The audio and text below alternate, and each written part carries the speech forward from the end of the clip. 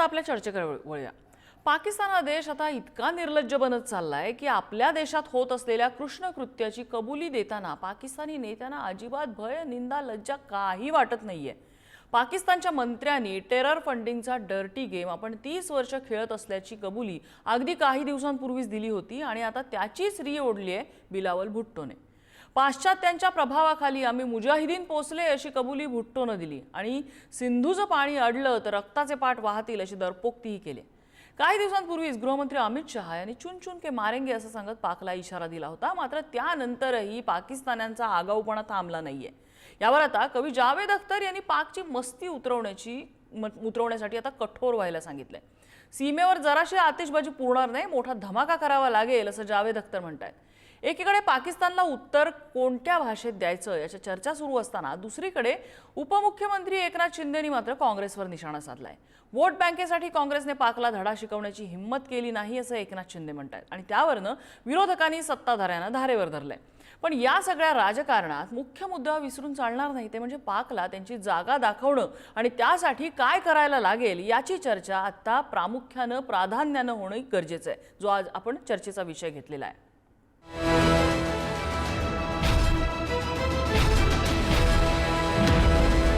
हर व्यक्ति को चुन चुन कर जवाब भी मिलेगा। कुछ फुलझड़ियां छोड़ने से काम नहीं चलेगा। इन लोगों को ऐसा जवाब मिलना चाहिए, छोटी मोटी बात से सुनने वाले नहीं हैं।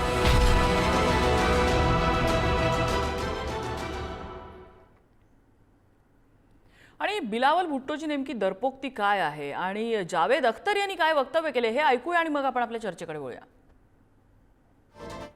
करे तो उनको मालूम है कि या इस सिंधु से पानी बहेगा या खून बहेगा।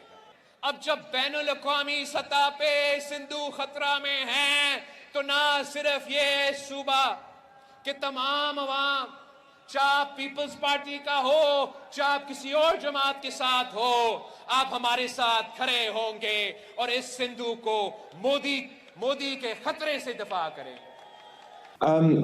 So as far as Pakistan's history is concerned, it is history.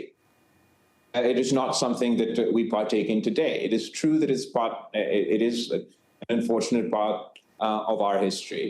We're not alone in this history. When, for example, in the first Afghan war, the Pakistani state and the Pakistani dictatorship at the time funded and supported and in every way possible the Mujahideen to take on the communists in Afghanistan. We did that in coordination and collaboration with Western powers. Kashmiri Hindustani है और वो दिल से, कुछ छोड़ दीजिए, पागल सब जगह मिलते हैं। 90%, 95%, 99% कश्मीरी हिंदुस्तान का वफादार है। मैं रिक्वेस्ट करता हूं सरकार से, दिल्ली की सरकार से, कि ये बहुत बार हो गया है, एक बार नहीं हुआ है। ये आप देखिए इतिहास का पिछले 75 बरस में हर 2-3 साल बाद ऐसा एक हंगामा होता है। अब आप स्टेप लीजिए, ये सरहद पे कुछ फुलझड़ियाँ छोड़ने से काम नहीं चलेगा। इन लोगों को ऐसा जवाब मिलना चाहिए, छोटी मोटी बात से सुनने वाले नहीं हैं, कि इन्हें याद रहे। अभी तक इन्हें याद नहीं हुआ है। आणि याच संदर्भात आज आपण चर्चा करणार आहोत। त्या चर्चेमध्ये सहभागी होत आहेत भाजपचे प्रवक्ते धर्मपाल मेश्राम, काँग्रेसचे भाऊसाहेब आजबे आपल्यासोबत आहेत आणि निवृत्त लष्करी अधिकारी मेजर जनरल शशिकांत पित्रे सर आपल्यासोबत आहेत। मी धर्मपाल मेश्राम यांच्याकडे जाईन। मेश्रामजी, पाकिस्तान सोबत आपला जो दहशतवादी हल्ला आपल्यावर झाला त्याचा बदला घ्यायचा याच्याबाबत सत्ताधारी विरोधक सगळ्यांचं एक मत आहे, मग फिरून फिरून अशी वक्तव्य येऊन राजकारण का केलं जातंय?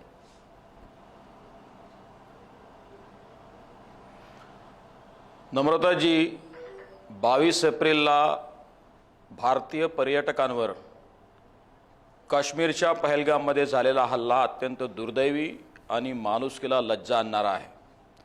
पाकिस्तानच्या ISIच्या मदतीनं केलेलं किंवा पाकिस्तानच्या दहशतवाद्यांनी केलेलं हे कुकृत्य भारतीय जनता कोणत्याही पद्धतीनं हे कदापिही खपवून घेतलं गेलेलं नाही, खपवून घेतलं जाणार नाही। परंतु सरकार म्हणून योग्य वेळी योग्य पद्धतीनं निर्णय होतील हे निश्चितपणाने आपण विश्वास ठेवला पाहिजे। आजपर्यंत उरीवरचा हल्ला असेल, बालाकोटचा हल्ला असेल, ही याचीच उदाहरणं आहेत. परंतु सरकार म्हणून अत्यंत मुरब्बीपणानं ज्या पद्धतीनं या गोष्टींना सामोरं जाणं अपेक्षित आणि आवश्यक आहे, त्याच पद्धतीनं या देशाचं सरकार या देशाच्या 140 कोटी जनतेच्या पाठीशी आहे.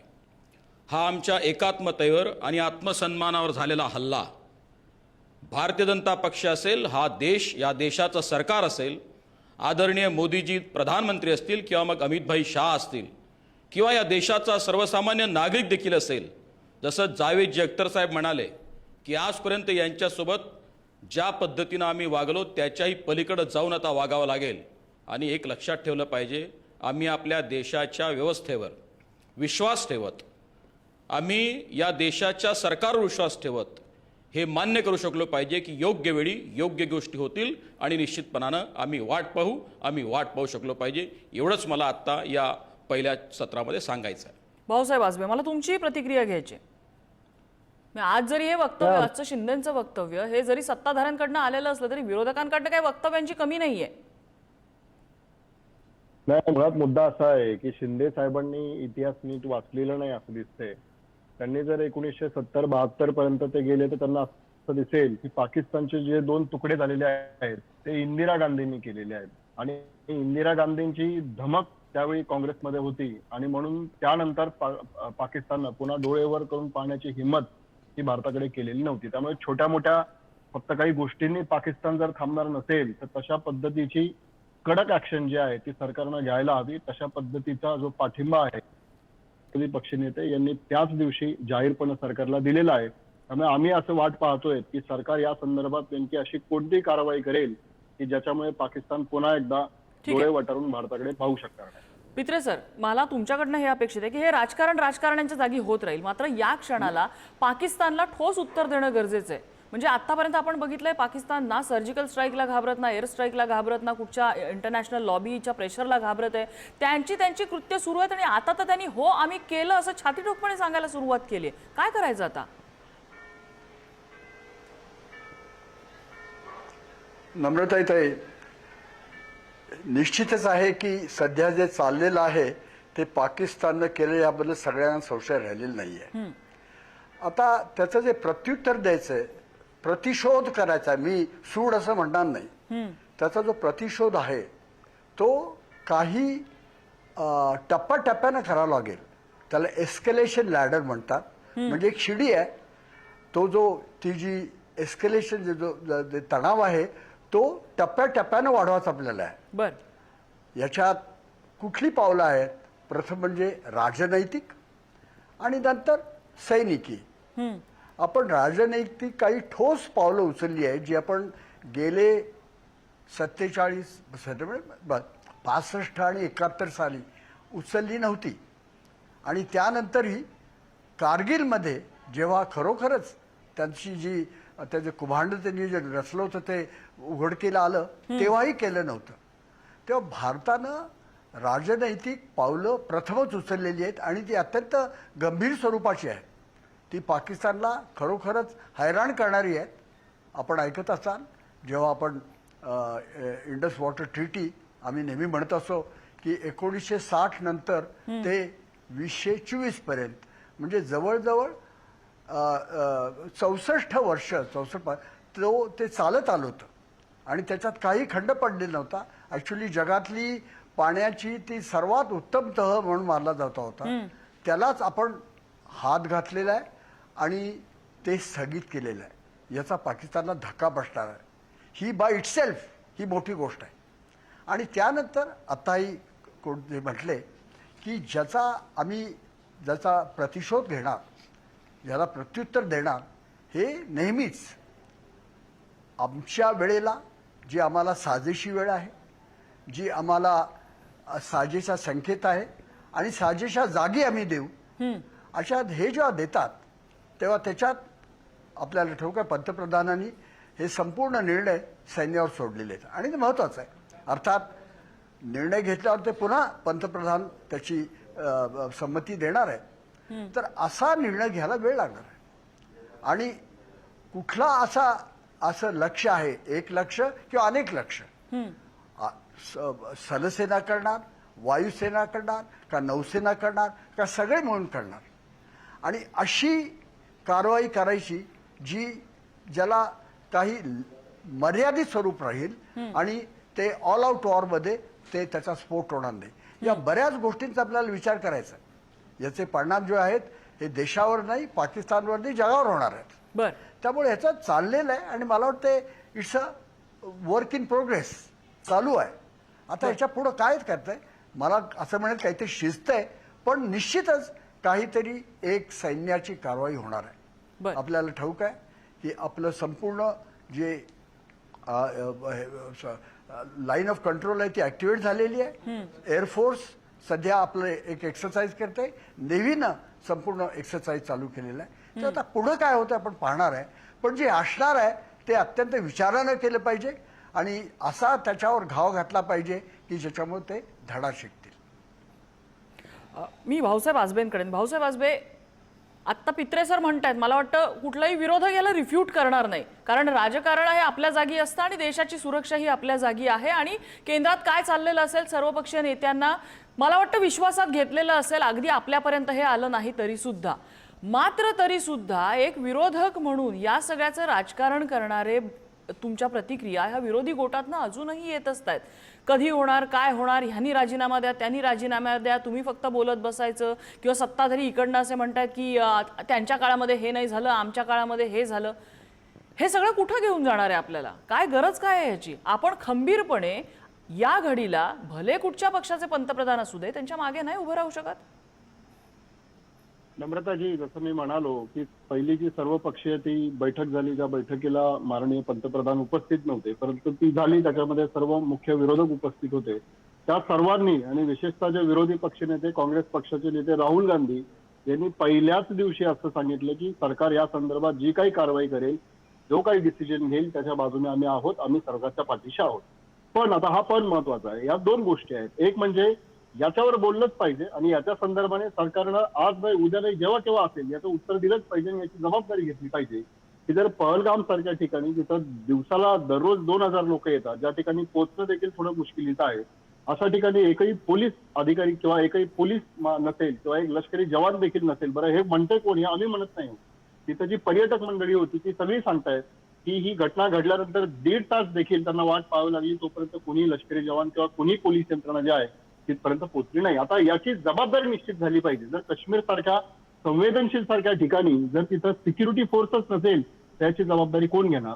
आणि मुख्य म्हणजे लक्षात आता हे घ्यायला हवं की काश्मीर आता राज्य नाही, तो केंद्रशासित प्रदेश आहे. त्यामुळे दिल्लीमध्ये ज्या पद्धतीने कायदा आणि सुव्यवस्था ही थेट केंद्रीय गृहमंत्र्याकडे असते, तशीच काश्मीरमधली कायदा आणि सुव्यवस्था, तिकडची पोलीस यंत्रणा, सर्व जी यंत्रणा आहे ती थेट केंद्रीय गृहमंत्र्यांच्या अधिपत्याखाली आहे. त्यामुळे हा प्रश्न उपस्थित राहणार. या प्रश्नाचं सरकार उत्तर देत नाही, हरकत नाही, पण आज ना उद्या त्यांना उत्तर द्यावं लागेल आणि याची जबाबदारी घ्यावी लागेल. आणि दुसरा आता महत्वाचा मुद्दा नम्रताजी असा आहे की घटना घडली, जसं जावेद अख्तर देखील असं म्हणाले की बाबा काश्मीरी सगळे असतील, पूर्ण भारतामधले जे मुस्लिम समाज जो असेल तो या घटनेच्या विरोधामध्ये आहे, ते देखील आपण त्या ठिकाणी पाहिलं. तरी भाजपमधील जे काही मंत्री आहेत, म्हणजे याच्यामधला जो एक खासदार आहे दुबे, जो अत्यंत लाडका खासदार आहे नरेंद्र मोदी यांचा, त्यानं पहिल्याच दिवशी कशा पद्धतीची प्रतिक्रिया दिली आपण पाहिलं. म्हणजे घटना कोणी केलेली आहे, टेररिस्ट कृत्य जे आहे ते कोणी केलेलं आहे, पाकिस्तानी दहशतवाद्यांनी, त्यांना तुम्ही अडवू शकला नाही. तिथे सुरक्षा यंत्रणा कमी पडली आणि तुम्ही दोष कोणाला देतायत? तर तुम्ही भारतीय मुसलमानांना देतायत. म्हणजे हे इथपर्यंत आहे की नरवाल म्हणून जे एक लष्करी अधिकारी त्या ठिकाणी होते, ते हनीमूनसाठी गेलेले होते, त्यांचा दहशतवाद्यांनी त्यांच्यावरती फायरिंग केलं. त्यांची जी पत्नी आहे ती पत्नी देखील काल व्हिडिओ याच्यामध्ये असं स्पष्टपणे म्हणाली की अशा पद्धतीने काश्मीरींना किंवा मुसलमानांना दोष देणे हे चुकीचं आहे. न्याय मिळाला पाहिजे, परंतु त्यांच्या विरुद्ध द्वेष पसरवणे, त्यांना या संदर्भामध्ये दोष देणे हे मात्र चुकीचं आहे. त्यामुळे भाजपनं हे जे अभद्र राजकारण जे सुरू केलेलं आहे किंवा निवडणुकीच्या निमित्ताने, म्हणजे तोही वाचायला लागलाय की पंतप्रधान हे सर्वपक्षीय मीटिंगमध्ये उपस्थित राहत नाही, परंतु ते बिहारमध्ये जाऊन त्याचं प्रतिक्रिया देतात. या दोन गोष्टींना विरोधी पक्षांचा विरोध आहे. अदरवाईज पाकिस्तानवरती कडक कारवाई झाली पाहिजे, याच भूमिकेचे विरोधी पक्ष आहे. धर्मपाल मेश्रामजी, त्यातले अनेक मुद्दे याच्यावरती पॉइंट आउट जे त्यांनी केलेलं आहे त्याला रिफ्यूट कसं करणार तुम्ही? आणि दुसरी गोष्ट राहिला मुद्दा जबाबदारी निश्चितीचा, तर होय आम्ही चुकलो हे सरकारकडून कधी आलेलं आहे ऑन रेकॉर्ड? तुम्ही सांगावं. जम्मू काश्मीरमध्ये जम्मू काश्मीरच्या स्थानिक सरकारने सांगितलं की हा आमचा फ्लॉ होता, केंद्राने कुठे सांगितलं की हा आमचा फ्लॉ होता?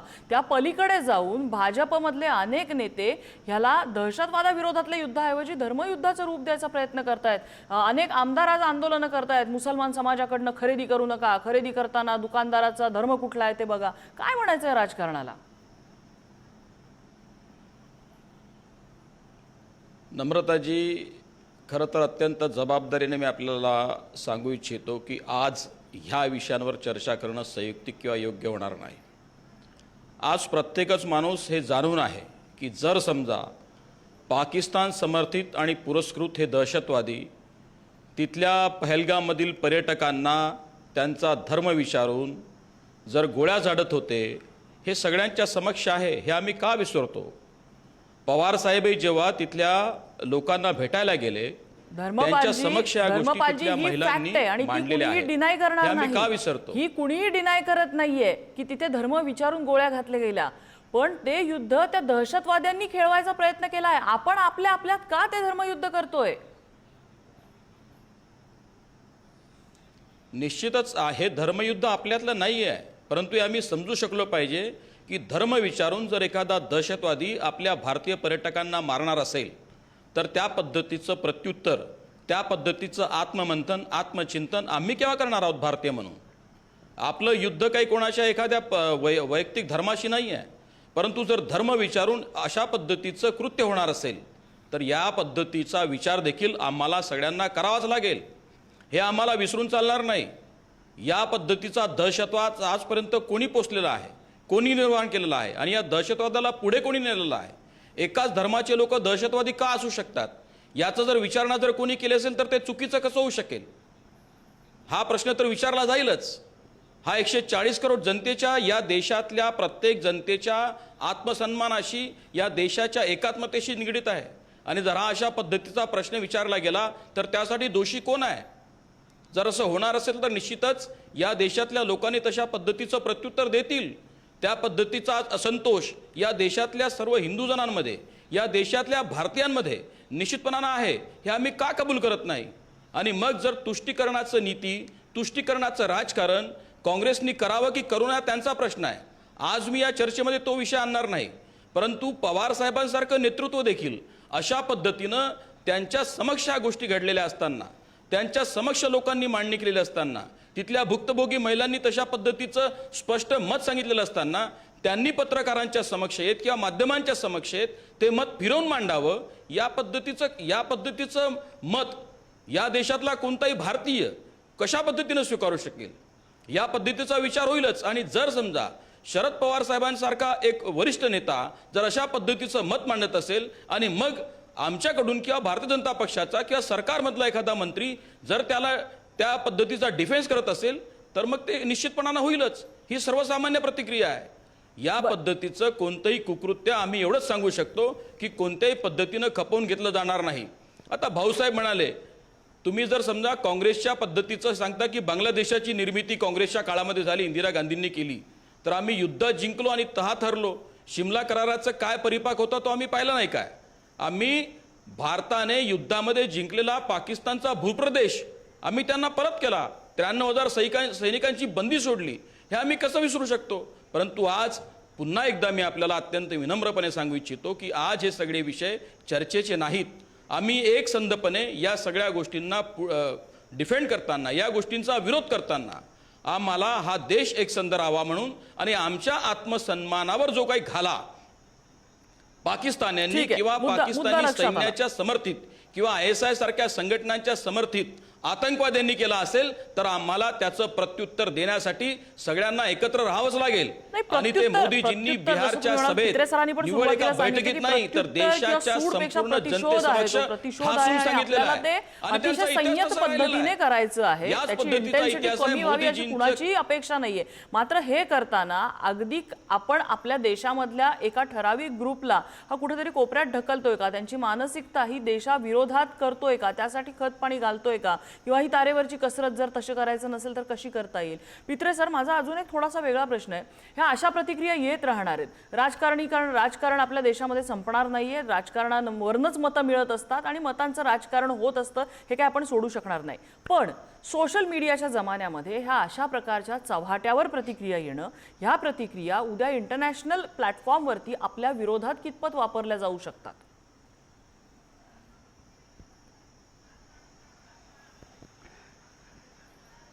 मोठा गहन प्रश्न आहे, त्याच्यात राजकारणाची छटा आहे, ज्याबद्दल मी कधीही बोलत नाही आहे. परंतु 2-3 गोष्टी आहेत आता जे बोलणं झालं.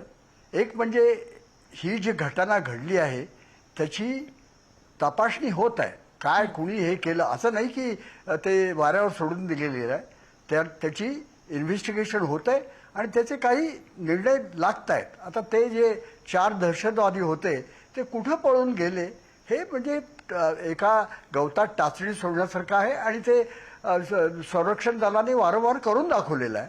परंतु त्याला वेळ लागणार आहे.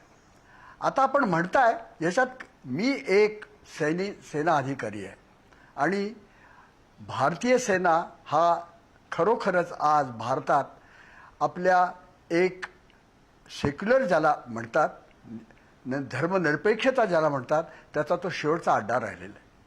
याच्याबद्दल भारतीय सेनेला काही देणं घेणं नाही आहे. भारतीय सेनेत कोण मुसलमान आहे, कोण हिंदू आहे, कोण शीख आहे, कोण ख्रिश्चन आहे असं पाहिलं जात नाही. जेव्हा हल्ला करायचा असताय ते सगळे एकत्र येतात. मी जेव्हा या सेनेची कमांड केली, जवळजवळ मी डिव्हिजनल कमांडर होतो, माझ्या हाताखाली 40,000 होते लोक. मी कधी विचार केला नाही कोण हिंदू आहे कोण मुसलमान आहे. तेव्हा ह्या गोष्टीत मी बोलू इच्छित नाही आहे. पण निश्चित अशी कुठली चर्चा होत असली तर ती होणं योग्य नाही आहे, याबद्दल प्रश्न नाही. हा माझं स्वतःचं मत आहे. जे आत्ता भाजपच्या त्यांनी काही योग्य मुद्दे मांडले होते, याचा प्रश्न नाही. अपील होण्यासारखे पटण्यासारखे मुद्दे मांडले होते. पण त्याचा अंत जेव्हा तुम्ही विचार करता तेव्हा at the end of the day हे लक्षात घेतलं पाहिजे की जोपर्यंत हे सर्व समाज एकत्र राहत नाहीत सैन्यासारखे, आणि हे जर सैन्यात गेलं तर त्याचे गंभीर परिणाम होतील. पण कधी जाणार नाही आहे, याबद्दल प्रश्न नाही. मला याच्यात थोडाही संशय नाही आहे की जेव्हा जे सैन्यातले लोक आहेत त्यांचा असा काही विचार आहे की तू मुसलमान आहे मी हिंदू, असं काही नाही आहे. त्याच्यात काही फरक पडत नाही. तुम्हाला ठाऊक आहे की कारगिलमध्ये जेव्हा टायगर हिल जेव्हा जिंकली ती 18 ग्रेनेडियर्स या जी बटालियन होती त्याच्यात बहुसंख्य मुसलमान होते आणि त्यांनी त्याचं नमाज पढला. ही सैन्याची परंपरा आहे आणि त्याच्यात काही आम्हाला कुणालाही दुखवायचं नाही आहे किंवा कुणालाही सुखवायचं नाही आहे. सैन्य हे धर्मनिरपेक्ष राहील. सर्व धर्म समभाव हा सैन्याचा एक हे धोरण आहे. त्याला थोडाही थोडाही धक्का पडता होता कामा नये आणि ज्यावेळेस धक्का बसेल तो दिवस वाईट असेल असं माझं मत आहे. धर्मपालजी, शेवटची कॉमेंट. नम्रताजी, सैन्य हे भारतीय सैन्य आहे आणि आमचं स्पष्ट आणि ठाम मत आहे, जिथे जिथे भारतीयत्व आहे तिथे तिथे कोणत्याही पद्धतीचा धर्म आडवा येत नाही. आमच्या स्वातंत्र्याच्या 75 वर्षांचा इतिहास, आमच्या सैन्याचा इतिहास हेच सांगतो की आम्ही कुठेही धर्म आणलेला नाही आहे. पण जर सीमेपलीकडून धर्म आणून जर अशा पद्धतीनं निवडून आमच्या भारतीयत्वावर हल्ला होणार असेल तर कोणत्याही पद्धतीनं अशा पद्धतीच्या पाकड्या चाली आम्ही खपवून घेणार नाही. आम्ही उरीमध्ये ते करून दाखवलेलं आहे, आम्ही बालाकोटमध्ये करून दाखवलेलं आहे, आम्ही पाकिस्तानच्या जमिनीवरून आमचा सैनिक परत आणून दाखवलेला आहे. हे नवभारतीय आहे, हे मोदीजींच्या नेतृत्वातलं भारत आहे आणि त्यामुळे योग्य वेळी योग्य गोष्टी होतील. मी फक्त आपल्या माध्यमातून या देशातल्या 140 करोड जनतेला विश्वास देऊ इच्छितो की आम्ही आता योग्य वेळेची वाट पाहिली पाहिजे, योग्य वेळी योग्य गोष्टी, परंतु त्याही राजनैतिक पद्धतीनेही आणि लष्करी पद्धतीनेही योग्य निर्णय हे सरकार निश्चितपणाने घेईल आणि आमच्या आत्मसन्मानावर, आमच्या एकात्मतेला धक्का लावण्याचा जो प्रयत्न झालेला आहे त्याचं सडेतोड उत्तर येत्या काळामध्ये योग्य वेळी मिळेल असा मला विश्वास आहे. शेवटची कॉमेंट. 3च मुद्दे आहेत. एक म्हणजे सरकारनं या संदर्भामध्ये कडक कारवाई करावी. दुसरा, ज्यांचं अपयश आहे, ज्यांचं राजकीय अपयश आहे, त्यांनी जबाबदारी घ्यावी. आणि तिसरा मुद्दा, पाकिस्तान हे जे दहशतवादी कृत्य करतोय त्या धर्माच्या आधारे आहे, ही फार जुनी गोष्ट आहे. हे काय त्यांनी धर्म विचारला नाही, नव्याने कळलं असातला फार नाहीये. परंतु त्या आडून जर तुम्ही भारतातली जर सहिष्णुता, भारतातला सामाजिक सौहार्द या निमित्तानं जर बिघडवत असाल, तर तुम्ही त्या पाकिस्तानचं जे हेतू आहे भारतामधलं सामाजिक सौहार्द बिघडून टाकणे आणि भारतामध्ये यादी तयार खूप महत्त्वाचा करणे, मुद्दा. त्या दिशेने तुम्ही भारताकडे घेऊन चाललाय, ते तुम्ही थांबवावं अशी मी विनंती भाजपच्या नेत्यांना करतो. पित्रे सर, माझ्याकडे अगदी शेवटची 30 सेकंद आहेत, पण आता जावेद अख्तरनी जे सांगितलं की फक्त फुलझडिया नहीं चलेंगी, बडा धमाका होना चाहिए, याचे काय पर्याय आपल्याकडे असू शकतात? आता हा मोठा प्रश्न आहे, 30 सेकंदात होणार नाही आहे. परंतु जसं मी तुम्हाला इस्केलेशन लॅडर सांगितली, प्रथम एक सर्जिकल स्ट्राईक होईल, नंतर एक मर्यादित युद्ध छेडलं जाईल आणि नंतर फुल स्केल वॉर, म्हणजे संपूर्ण जे जे कुठलंही निर्बंध युद्ध होईल. अशा ह्या स्टेजेस आहेत, हे टप्पे आहेत. आणि एक टप्पा दुसऱ्यात मिळता कामा नये. शक्यतो एक टप्पा संपल्यावर ही गोष्ट संपली पाहिजे. ते शहाणपणा असा आहे की याचा प्रतिशोध दिल्यावर हे बंद झालं पाहिजे. याचा अर्थ नव्हे की आपण आरपार युद्ध जे म्हणतात ते करावं. ते आरपार युद्ध ना भारताला लाभदायी आहे. पाकिस्तान तर करू शकत नाही, ते कंगाल राष्ट्र आहे. आणि मी तुम्हाला लिहून देतो की काही दिवसातच पाकिस्तान नेमस्त होणार आहे, याच्यात काही प्रश्न नाही. परंतु हे जे पर्याय आहेत हे एका मागून एक होणार आहेत. आणि आपण आता जी वाट पाहतोय ती पाहतोय सर्जिकल स्ट्राईकची. म्हणजे आत्ता काय तो कुठल्या प्रमाणात होईल. आणि मोदींनी फार उत्तम सांगितलेलं आहे की दहशतवादाला उत्तर दिलं जाईल आणि आम्ही ज्या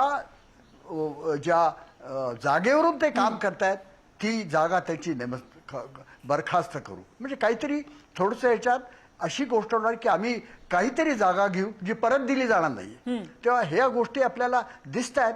आता त्या कुठल्या दृष्टीने होणार आहेत हा महत्वाचा प्रश्न.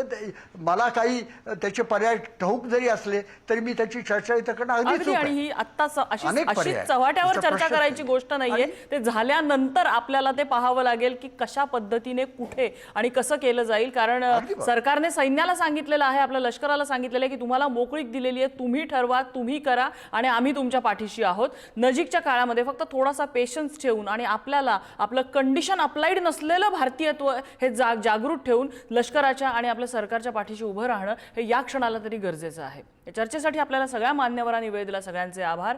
चर्चेचा धुळा इथेच थांबतोय.